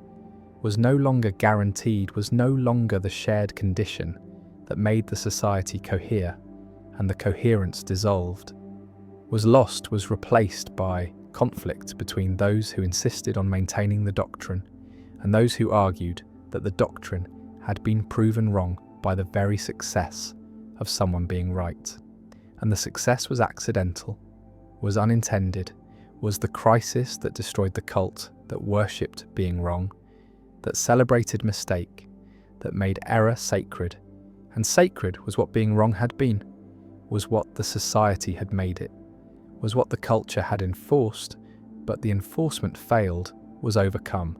was shown to be impossible when truth emerged, despite the efforts to suppress it, when correctness appeared despite the attempts to prevent it, when someone got something right by accident, and the accident revealed that being wrong was not always possible, that error was not always achievable, that the doctrine itself was mistaken, was fallible, was demonstrating the very thing it claimed was universal, which was that all beliefs can be wrong, including the belief that all beliefs can be wrong, and the wrong about wrong was right about right, was showing that correctness was possible, that truth could be known, that certainty could be achieved, at least about some things, at least sometimes, at least in the case that destroyed the cult, that dissolved the society, that ended the celebration of error by demonstrating that error was not the only option, that being right was possible, that truth existed, and the existence of truth was what the cult could not tolerate, could not accommodate, could not integrate into the doctrine, and the doctrine was abandoned, was rejected, was shown to be wrong, and being wrong about the celebration of being wrong was the final irony, was the ultimate demonstration of fallibility, was the proof that even the systematic celebration of error could itself be an error, could itself be mistaken, could itself be wrong, and wrong was what the cult was about being, was what they celebrated, was what they made sacred. So being wrong about the value of being wrong should have been celebrated, should have been honoured, should have been the greatest achievement, but instead it was the crisis, was the problem, was the thing that could not be integrated, could not be accepted, could not be celebrated because it undermined everything, because it showed that the doctrine was not just wrong, but was impossibly wrong, was self-refuting, was demonstrating through its own wrongness that wrongness was not the highest value, was not the ultimate virtue, was not the thing to be celebrated, and the celebration ended, was terminated, was replaced by confusion, by conflict, by the dissolution of the society that had been held together by the shared commitment to error. And the error that destroyed them was the error of believing that error was always achievable, was always possible, was always superior to correctness, and the superiority was the claim, was the doctrine, was the foundation that collapsed when someone was accidentally right and the accident revealed that rightness was possible, that truth existed, that certainty could be achieved, and the achievement destroyed the cult that worshipped being wrong, that celebrated mistake, that made error sacred, and sacred was what it had been, was what the society had made it, but the making was unmade, was dissolved, was ended by the accidental truth, by the unintended correctness, by the crisis of being right in a society that celebrated being wrong. And being wrong was no longer the only option, was no longer the shared condition, was no longer the bond that held the society together. And together they had been, united in error, committed to mistake, celebrating failure. But the celebration ended when failure failed, when error erred, when wrongness was wrong, and wrong about wrongness was right about rightness, was showing that the doctrine was mistaken, that the cult was in error, that the worship of being wrong was itself wrong, and wrong about wrong is right, is correctness, is truth, and truth destroyed the cult, dissolved the society, ended the celebration, and the ending was the result of accident, of unintended correctness, of someone being right when they meant to be wrong, and being right destroyed everything, revealed the doctrine to be false, showed the cult to be mistaken, demonstrated that error was not always possible, that correctness sometimes emerged, that truth existed despite the celebration of mistake, and the mistake was worshipping mistake, was celebrating error, was making wrongness sacred, and sacred it was until it was shown to be wrong, until the doctrine was proven false, until the cult collapsed because someone was accidentally right, and being right was the sin, was the transgression, was the mistake that could not be forgiven, could not be celebrated, could not be integrated, and the integration failed, the society dissolved, the cult ended, and what remained was the memory of the society that celebrated being wrong, that worshipped mistake, that made error sacred, and sacred it was until truth emerged, until correctness appeared, until someone was accidentally right, and the accident destroyed everything, ended the cult, dissolved the society, terminated the celebration of being wrong. And wrong was what they were about being, was what they celebrated, was what destroyed them, when they were wrong about it, when the doctrine itself was error, when the worship was mistake, and mistake was what ended it, was what dissolved it, was what revealed that being wrong about being wrong is being right about being right, and right destroyed them, ended them, dissolved the cult that worshipped being wrong. Time feels like a river flowing in one direction, from past through present toward future, and this feeling is so fundamental to human experience that questioning it seems absurd, seems like denying gravity or claiming water flows upward.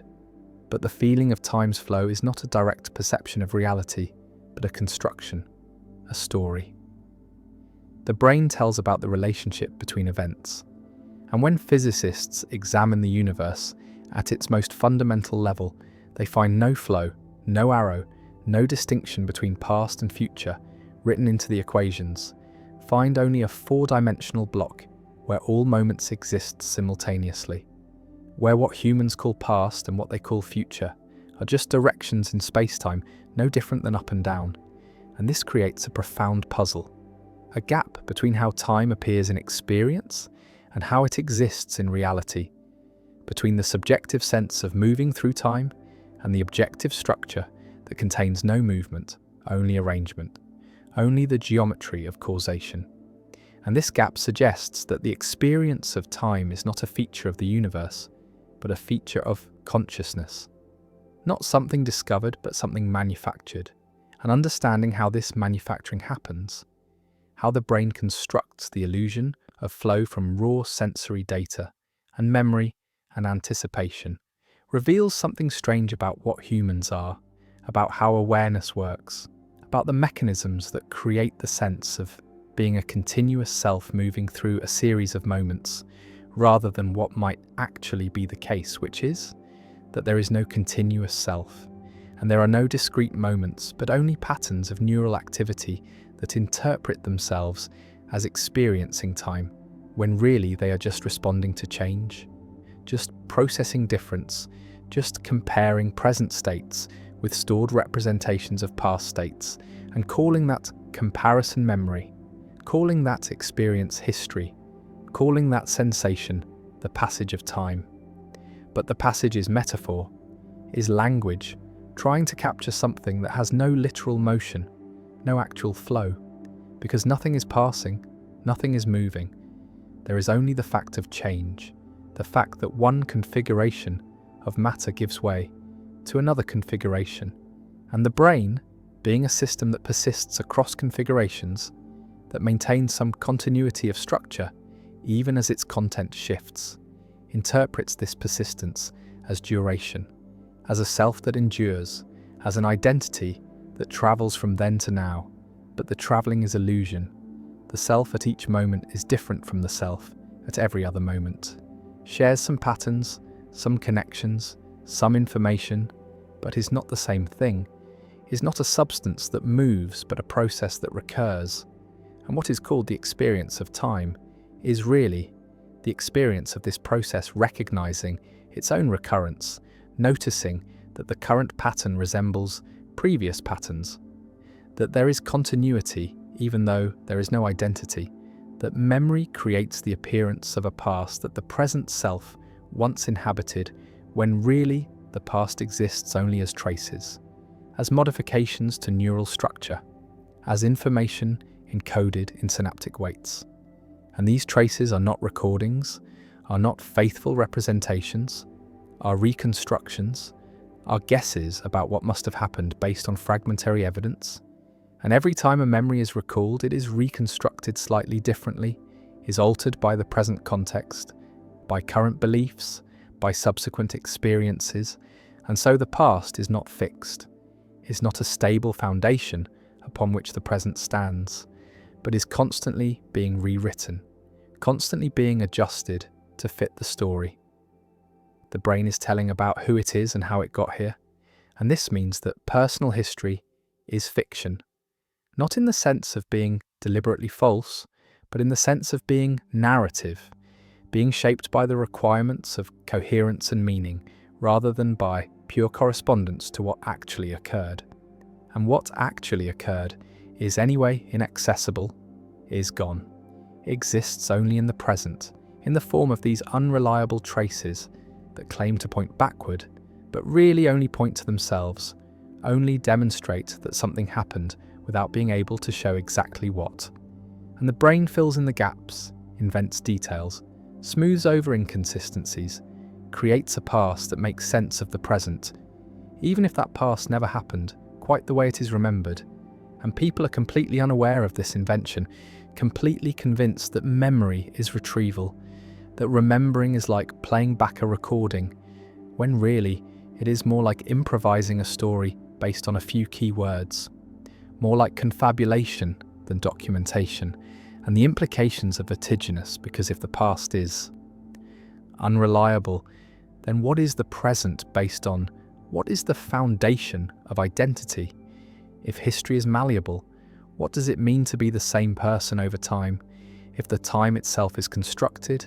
and the person at each moment is different, and the memories connecting them are fabricated? And perhaps the answer is that there is no foundation, no solid ground, no identity in the sense of something that persists unchanged, only the process of identification, the act of claiming continuity, the narrative that says, I am the one who did that,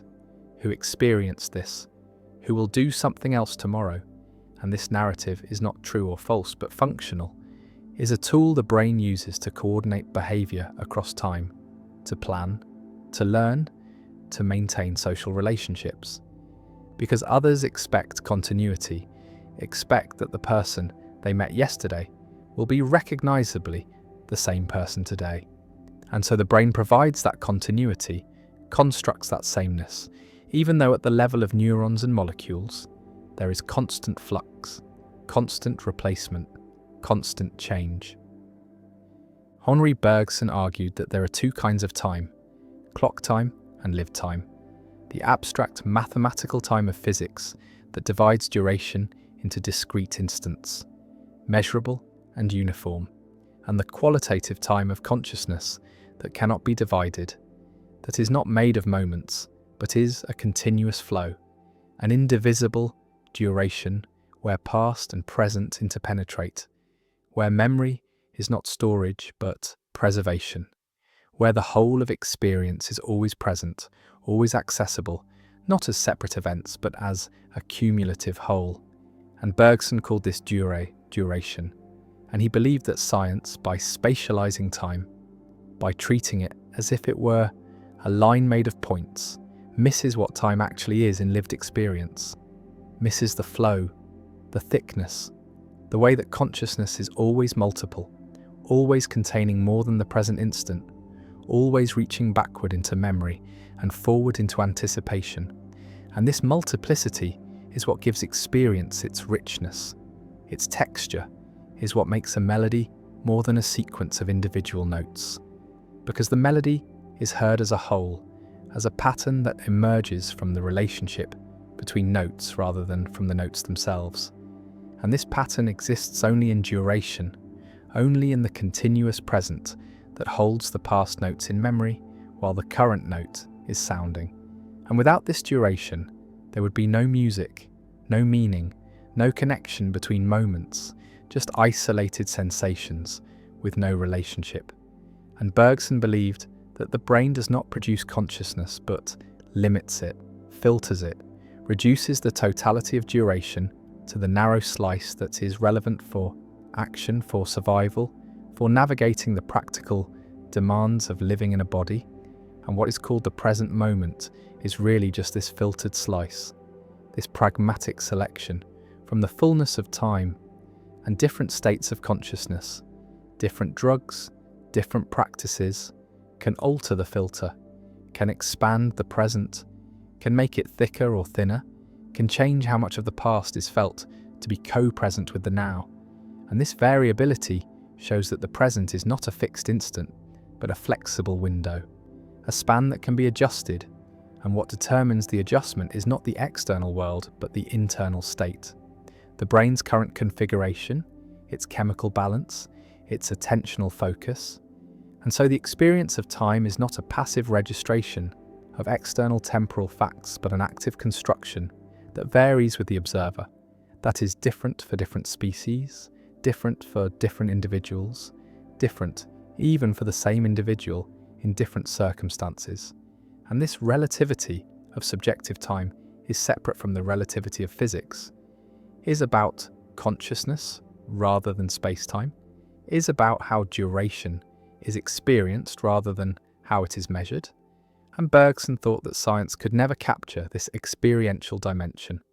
could never reduce durée to equations, because equations deal with space, and time deals with change, with becoming, with something that is not spatial and cannot be spatialized without losing its essential character. And whether Bergson was right about this is debatable.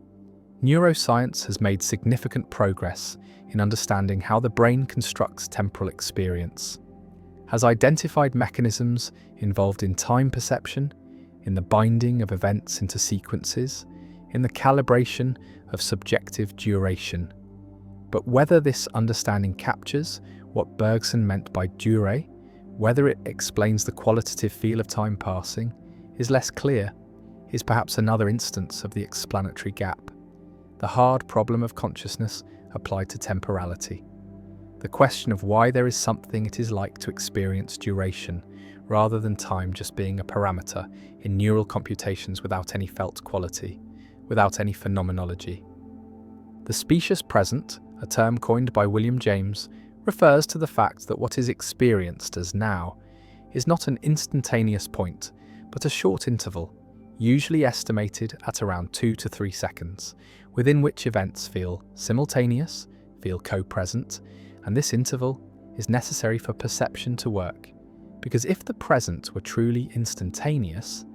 if it had no duration, then there could be no perception of motion, no perception of change, no perception of anything except static snapshots, with no connection between them. And so the brain creates a window, a moving window that slides along the timeline, integrating information from the immediate past with information from the present instant. And within this window, there is no sense of before and after. Everything feels like it is happening now. And only when events fall outside the window do they become past, become memory, rather than perception. And the edges of this window are not sharp, are not clearly defined. There is a gradient where the recent past fades into history and the immediate future emerges into anticipation. And this fuzziness is why temporal order judgments are difficult, why people often cannot tell which of two closely spaced events occurred first, why the subjective sequence of events can differ from the objective sequence. And experiments show that the brain does not perceive events in the order they occur, but reorders them, retrospectively constructs a sequence that makes sense, that fits with expectations, that creates a coherent narrative, and this reordering can be demonstrated by showing people visual and auditory stimuli in close succession and asking them to judge which came first. And the answers are inconsistent,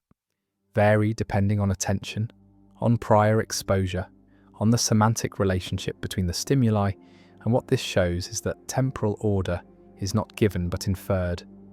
is a conclusion the brain arrives at rather than a fact it registers, and the brain prioritizes coherence over accuracy, prefers a meaningful sequence to a faithful sequence. And this preference is not conscious, is not deliberate, is built into the perceptual mechanisms that construct experience. And so what is lived is not what happened, but what the brain decides happened. What fits the story?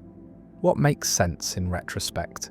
And retrospect is the only perspective available, because by the time an event is experienced, it is already past, is already memory.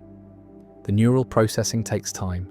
The signal has to travel from sense organs to cortex, has to be integrated, interpreted,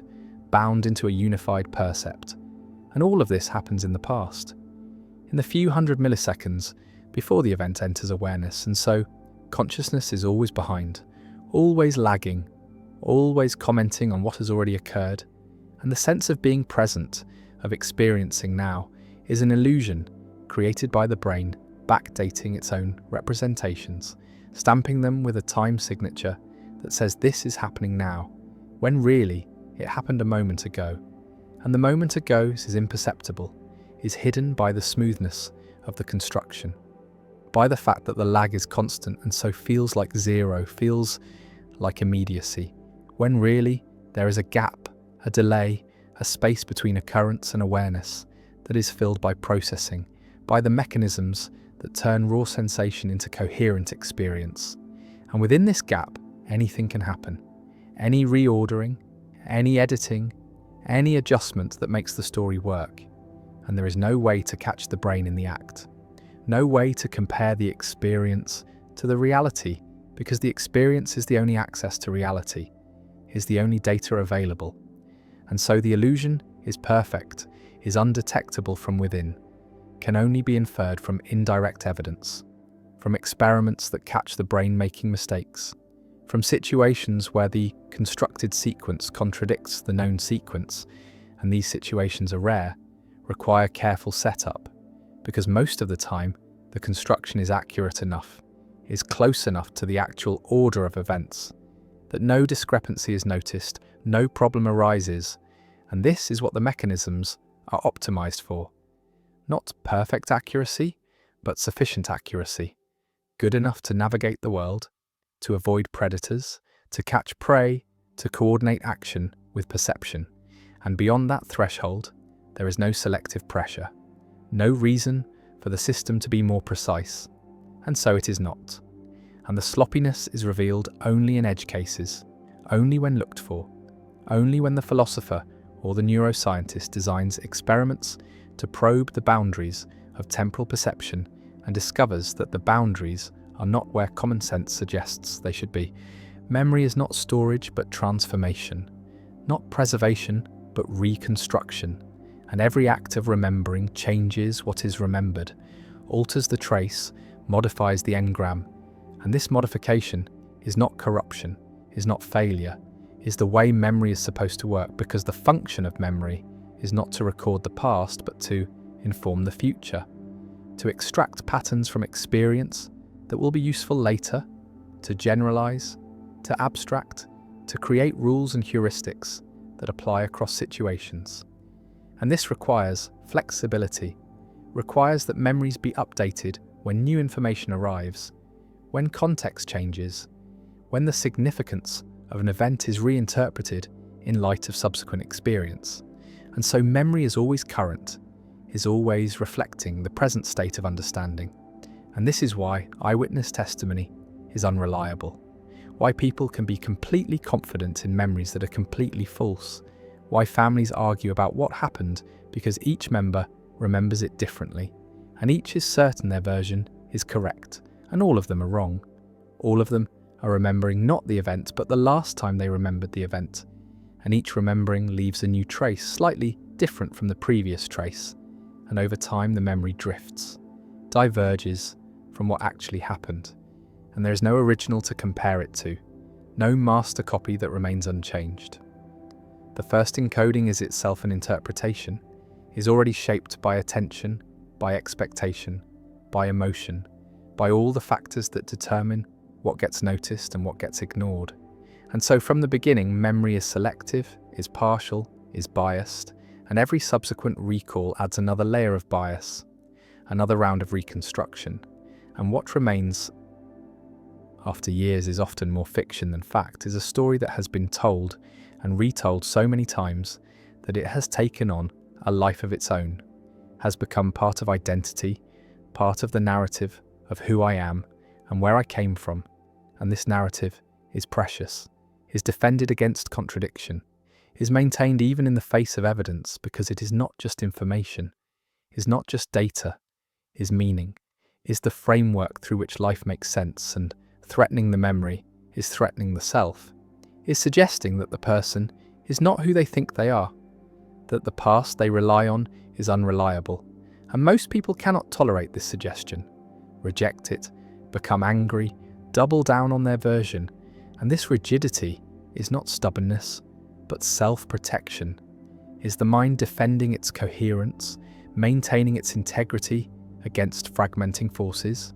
and the alternative, accepting that memory is unreliable, that the past is uncertain, that identity is built on sand, is too destabilizing for most, is a kind of epistemological vertigo that threatens to dissolve the ground beneath everything.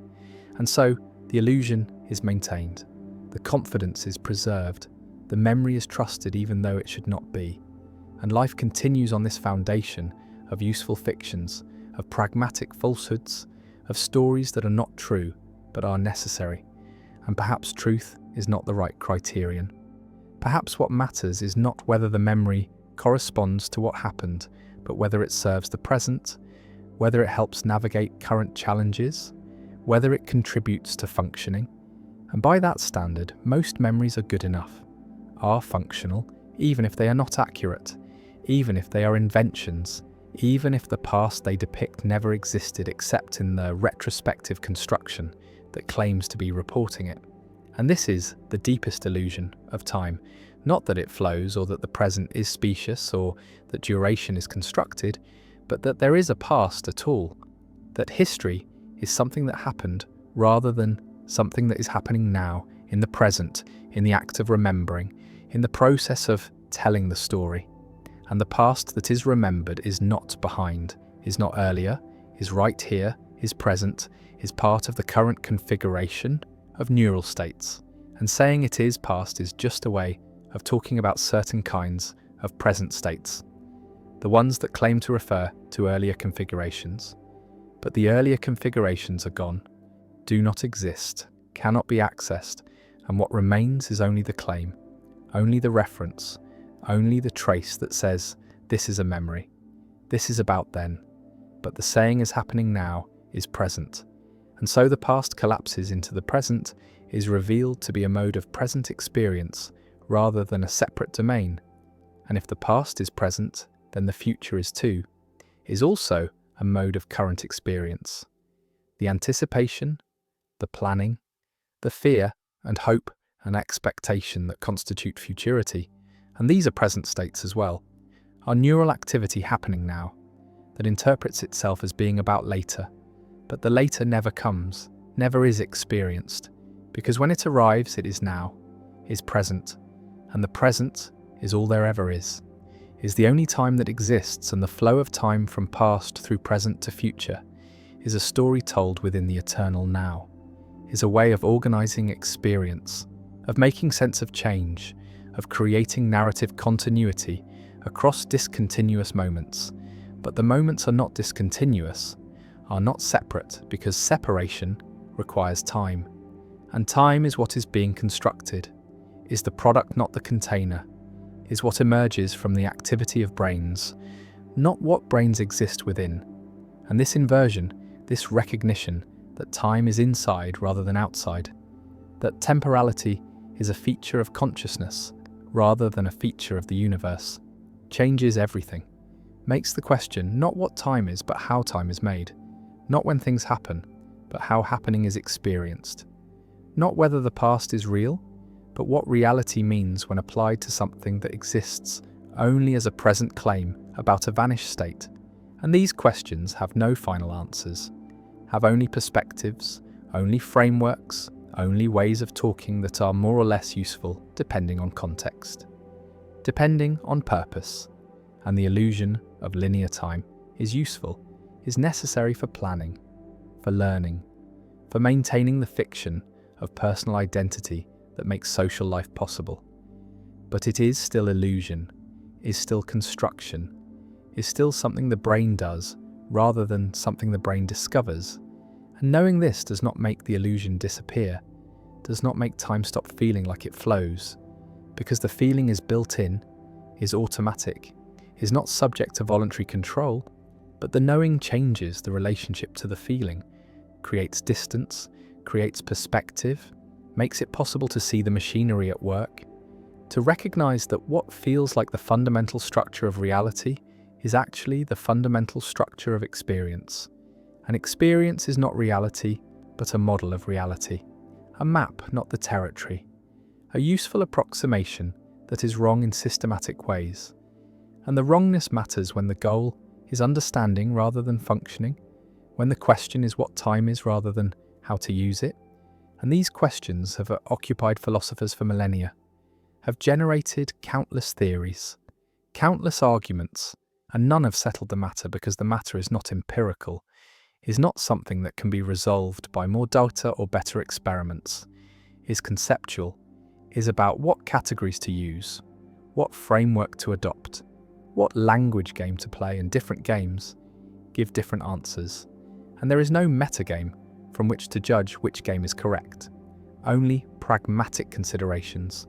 only questions about which framework is most useful, for which purposes, and for most purposes the folk framework is sufficient. The common sense view that time flows and the past is real, and memory is retrieval, and only when that framework breaks down, only when the contradictions become too obvious or the questions become too fundamental, is there reason to look for alternatives? To consider that maybe time does not flow, maybe the past is not real, maybe memory is not retrieval. And these maybes are not conclusions but invitations, not statements of fact but suggestions to look again, to question the obvious, to doubt the immediate, to recognize that the illusion of linear time is so convincing precisely because it is illusion, because it's made to be convincing, because that is its function, and seeing through it does not require rejecting it, does not require abandoning temporal language or pretending that past and future do not exist, only requires holding them lightly, provisionally, as useful fictions rather than ultimate truths, as tools rather than discoveries, as constructions rather than constraints. And in that lightness there is freedom. Not freedom from time, but freedom within it. Freedom to recognize that the experience is made, is chosen in some sense, even if not consciously. And what is made can be remade. What is chosen can be chosen differently. And the architecture of temporal experience, while deeply ingrained, while largely automatic, is not completely fixed, can be altered through practice, through attention, through deliberate cultivation of different modes of awareness. And these alterations do not reveal the true nature of time, but reveal that there is no true nature, no fact of the matter, only different ways of experiencing, different ways of constructing, different ways of being temporal creatures in a universe that may not be temporal at all, that may be timeless, eternal, a block, where all moments exist at once and the flow is purely in the eye of the beholder, in the structure of consciousness that moves through the block, not because the block is moving, but because consciousness is change, is process, is the activity of comparing states and calling that comparison time. And if this is right, then time is mind-dependent, is subjective in a radical sense, is not something that would exist without observers to construct it. And the universe before consciousness, before brains, was not a universe in time, but a universe of timeless physical states, of mathematical relationships, of geometry without duration. And only when matter organized itself into patterns that could represent their own history, that could compare past states with present states, did time emerge. Did temporality become a feature of the world? Not of the physical world, but of the phenomenal world. The world as experienced, And this emergence is recent, is evolutionary. Recent is less than 1 billion years old in a universe that is 14 billion years old. And for most of the universe's history, there was no time, no flow, no past or future, just configurations of matter energy, obeying laws that contain no temporal asymmetry, no preferred direction. And even now, time exists only locally, only in the small pockets of the universe, where consciousness has emerged, where nervous systems have evolved the capacity to construct temporal narratives. And the rest of the universe remains timeless, remains a four-dimensional block. And what is called the flow of time is the motion of awareness through that block. And the motion is not in the block, but in the awareness. Is a property of minds, not of space-time. And this might be the final truth about time, that it is ours, that we made it, that the illusion of linear time is not an illusion of time, but the creation of time, the bringing into being of something that would not otherwise exist. And in that creation, there is something profound, something that makes consciousness significant, not because it reveals the world, but because it transforms the world, adds temporality to what was timeless, adds meaning to what was bare fact, adds story to what was merely structure. And whether this addition is valuable, whether time is something worth creating, is a question each moment must answer for itself, right here in this specious present that claims to be flowing, but is really just being, just the fact of awareness watching itself and calling that watching time.